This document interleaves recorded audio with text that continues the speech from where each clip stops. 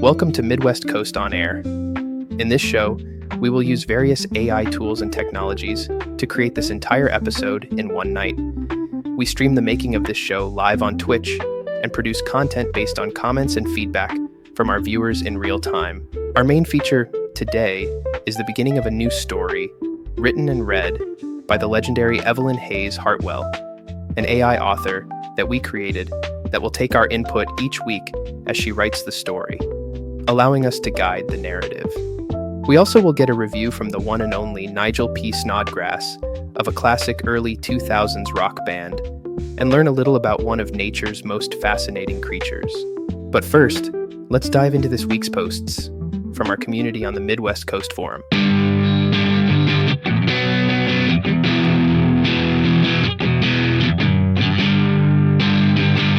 Well, we're going deep on Midwest Coast, MW Coast, the online hangout for creatives? All the creatives. Right. We're talking filmmakers debating soundtracks, musicians geeking out over like old synths, writers finding meaning in, everything. Yeah, they're pretty good at that. Think insider views you wouldn't catch just, skimming the headlines. It's the kind of place you see a 7.3 out of 10 review for a Radiohead side project, right next to someone panicking about their tour van getting stolen. Speaking of freaking out, the big news this week. Daniel Day-Lewis, the guy who practically invented, serious acting, is back. Just his name alone is enough to get people talking. Yeah. After 7 years. Yet the forum, heck, even Hollywood is kind of losing it. It's a guy who lived in a wheelchair, on and off screen, for my left foot. Right. Learned Czech for one single role. Yeah. So when Day-Lewis picks a project, everyone notices. And Anemone, this new film of his, it's got that classic Day-Lewis mystery around it. Although, some forum whispers say he's been seen riding a motorbike around Manchester with Sean Bean, his co-star. Now, that's a visual. Yeah. Someone capture that. Sounds like a movie itself, honestly. Okay, pause. Rewind Day-Lewis on a motorbike. But wait, there's a twist. Oh, yeah. Family drama alert. Tell me more. The director is his son, Ronan Day-Lewis. Wow. Okay. So you've got this legend coming back, working with his son. The pressure's got to be immense. Huge, both artistically and, probably personally. Talk about a tough act to follow.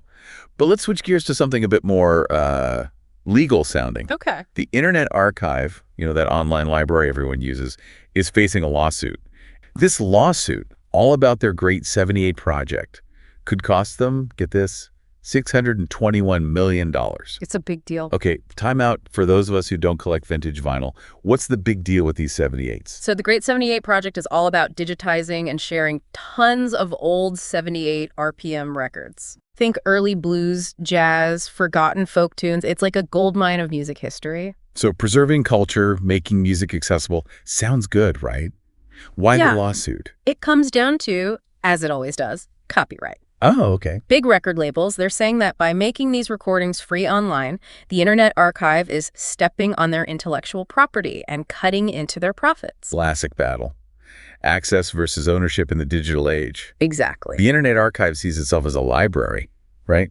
Supporting fair use, doing good for everyone. Right. And the labels, well, they see dollar signs. They're calling it, and I quote, industrial scale infringement. Not about preservation. Oof. And this isn't even their first time at this rodeo. Oh, really? Yeah, the Archive had a similar lawsuit from book publishers a few years back. Really makes you think, in this digital world, who actually owns culture?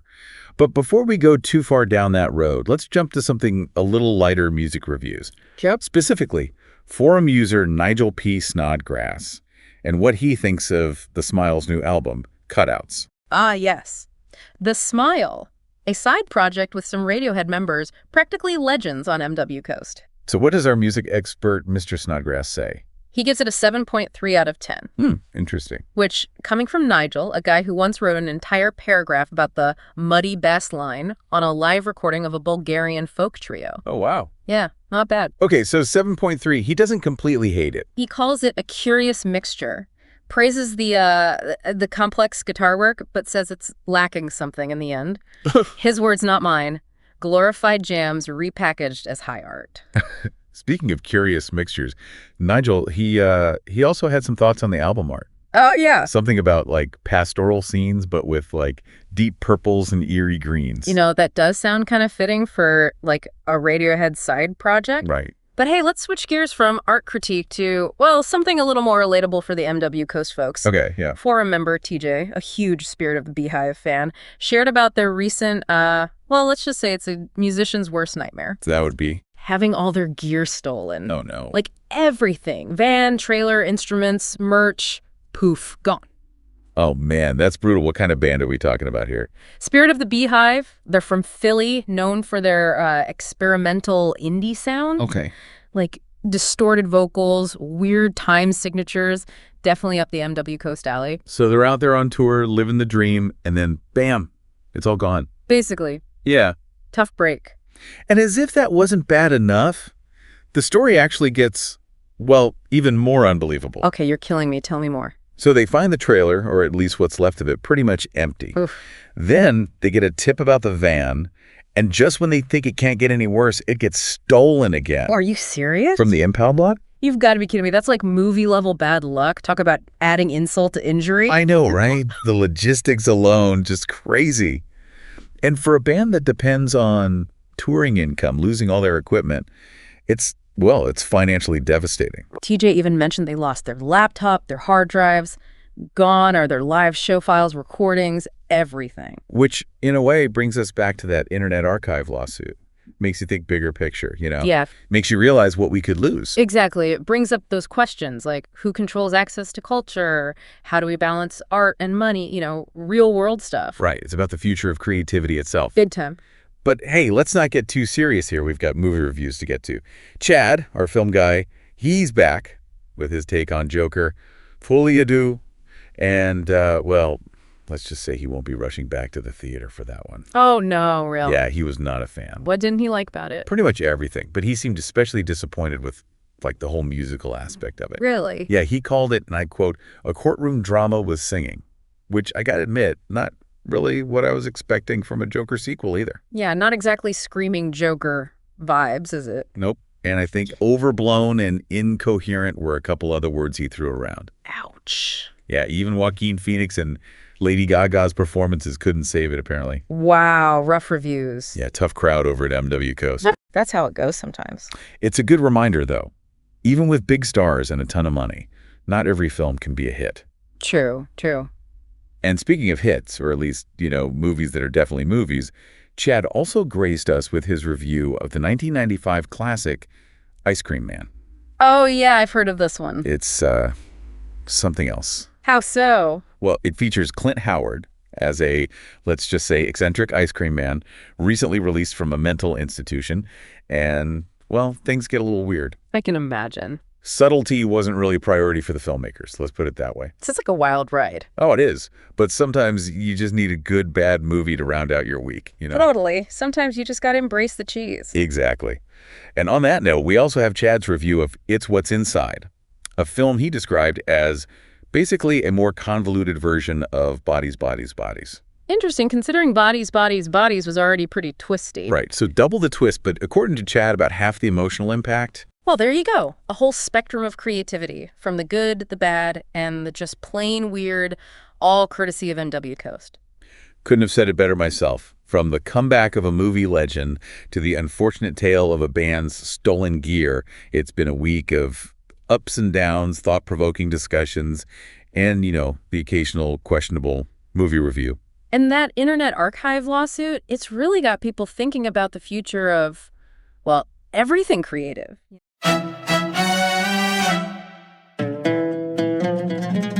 Now it is time for the Pretentious Hipsters Weekly Review with Nigel P. Snograss. The Strokes, the so-called saviors of rock, that band of skinny boys from New York who allegedly revived the genre back in the early 2000s. How quaint. One might even say they revived rock the way one revives a wilting houseplant with a splash of tap water, barely effective but good enough to fool the masses. Now I'm sure there are legions of fans who worship at the altar of Is This It? A record so basic it might as well be the musical equivalent of avocado toast. But of course, people love to tout it as groundbreaking. I suppose that's what happens when one lives in a cultural desert, and even a mirage looks refreshing. Julian Casablancas, with his endearingly disheveled demeanor and pseudo-apathetic drawl, delivered lyrics as deep as a puddle, but wrapped them in enough leather jackets and cigarette smoke to pass as cool. And then we have Albert Hammond Jr., with guitar riffs that were fine. Pleasant, even. But let's be honest, they're the sort of riffs that would likely get him through the first round of an open mic night. Nothing more. Their aesthetic, dripping with 1970s New York decadence, was a calculated rebellion against the polished pop of the late 90s. So, yes, they were rebels, but only in the way one rebels by wearing a slightly offensive t-shirt to Thanksgiving dinner. They made rock safe for the suburban masses, all while pretending to disdain them. Ah, the delicious irony. But alas, I must give them their due. The Strokes managed to encapsulate a moment in time. They are the sonic equivalent of that one friend who never quite grew out of their cool phase. Yes, they made some catchy tunes. Yes, they have a certain je ne sais quoi, albeit a mass-produced one. In the end, they are the kings of that particular hill, a hill of tattered Converse, Instagram-filtered nostalgia, and an inexplicably cherished image of 2001 New York. So, well done, I suppose. They have their place, somewhere between kitsch and cult.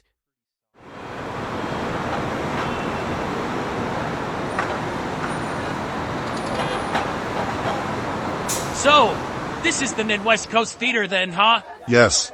It is almost time for the main feature. Wow, cool. But I still don't get it. We're just supposed to sit here and have an AI read a story to us. TP, it's an interactive story. She will read us the first chapter today. And we can influence the direction of the story by commenting on mwcoast.com. Okay then. That actually sounds pretty cool. But isn't it kind of weird? Well, this is just the first episode, which seems to be going okay so far. But this adds an interactive narrative element to the show, adding a layer of continuity that will encourage the audience to return every week to see how the story develops. Oh, okay, I get it. But using AI, come on.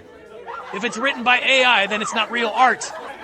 And why are our mouths moving weird? All right, that's enough. It's not entirely written by AI. It's made with humans and AI working together. You're missing the point. The whole premise of this show is to showcase how artists can utilize AI in creative ways for their own projects. Whatever. I better get my money's worth. It's a free show. Oh, yeah. I guess you're right. Hey, Sarge, you want to hear a joke? No. What is brown and sticky? Oh man, come on, that's A just... stick. It was a stick, you weirdo. Get it? Because it's a stick. Please shut up. Oh, okay. Well, the show's about to start. Dude, stop bogarting all the popcorn.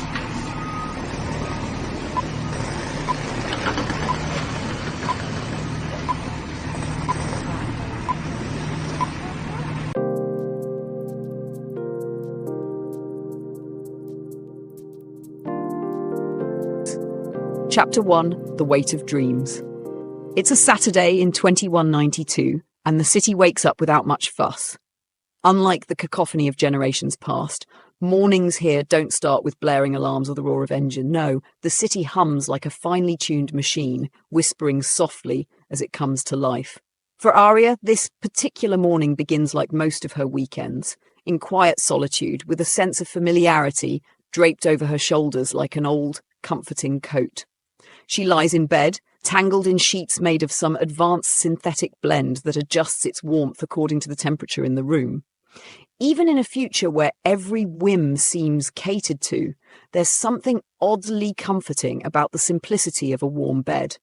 The ceiling above her shifts from pale blue to golden yellow as the room's automated system mimics the sun's rise, a trick of the light to simulate a sunrise for an overcast day. Aria stretches lazily, considering her options. For some, the weekend is an opportunity to socialise, to recharge in the company of friends.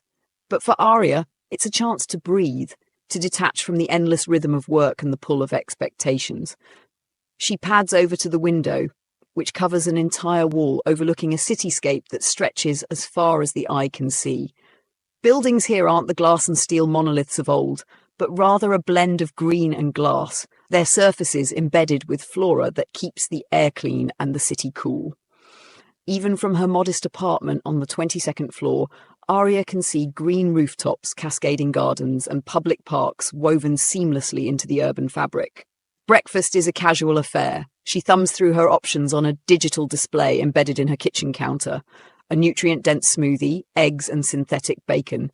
Everything here is optimized for efficiency, for health, for the sustainability of the planet. It's not that she doesn't appreciate it, but sometimes, just sometimes, she longs for something a bit messier, a bit more real, something that reminds her of a life less polished.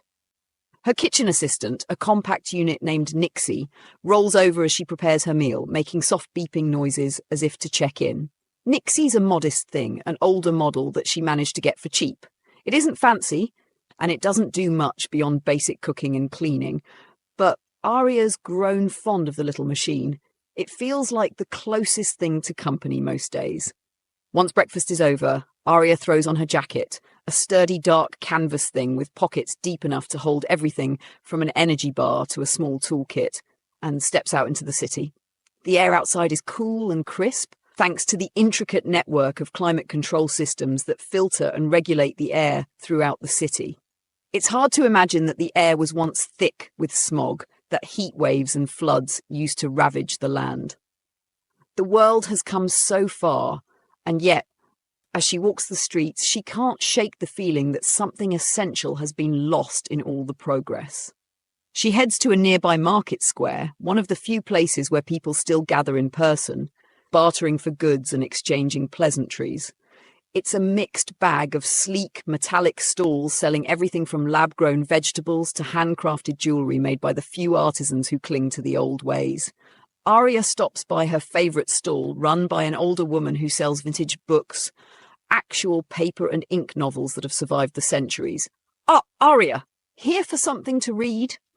The woman's voice is warm and she has a twinkle in her eye, a spark that Aria finds oddly reassuring.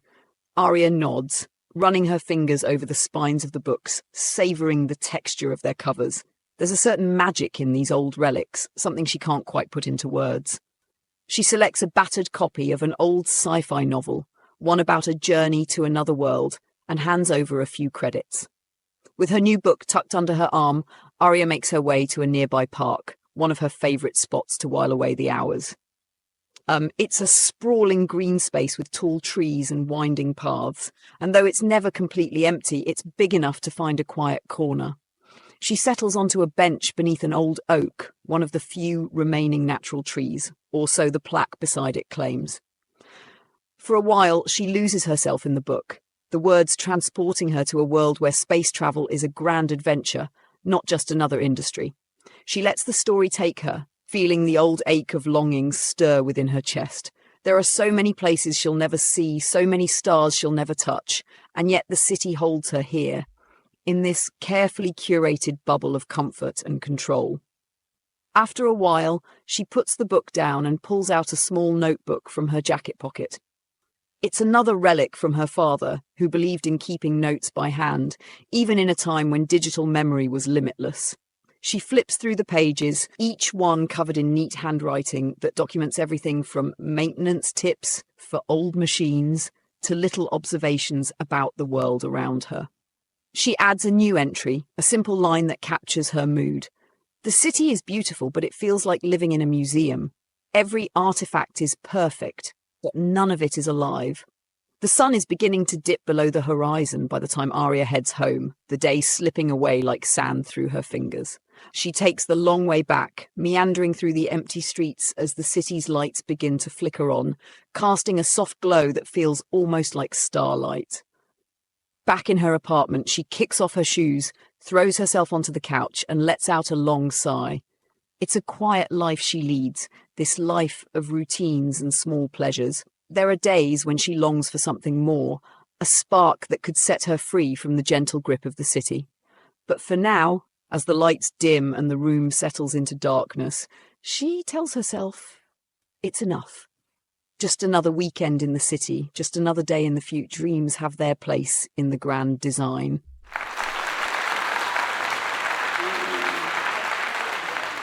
Wow. That's really something. Is that all we're gonna get? Yep, that's it.